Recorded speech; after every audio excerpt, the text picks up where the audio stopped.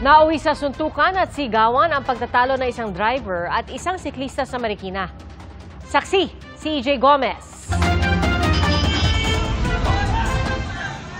Nagiinit ang away kalsada nitong Martes ng umaga habang nakahambalang ang isang bisikleta at isang kotse sa gitna ng Hill Fernando Avenue sa Barangay Santo Niño, Marikina City.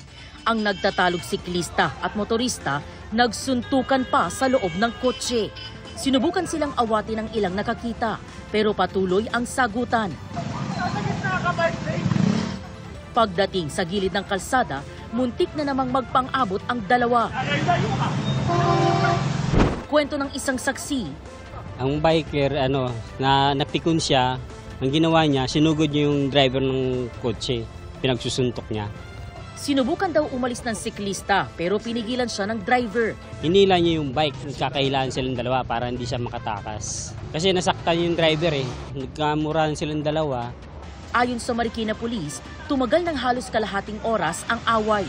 Base sa investigasyon, nag-ugat ang gulo ng binusinahan ng 41 anyos na driver ng kotse ang 40 anyos na siklista na nasa gitna raw ng kalsada imbis na sa bike lane. Mayroon pong iniwasan yung ating biker dahil basa po yung kalsada.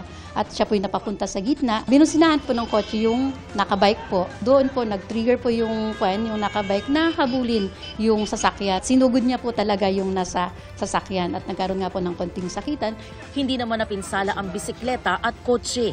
Nagkaayos na rin daw ang dalawang panig. Dapat po habaan po natin yung ating PC or yung pasensya po natin at wag pong mainit ang ating ulo. Give and take lang naman yan Para sa GMA Integrated News, ako si EJ Gomez, ang inyong saksi. Mga kapuso, maging una sa saksi. Mag-subscribe sa GMA Integrated News sa YouTube para sa iba't ibang balita.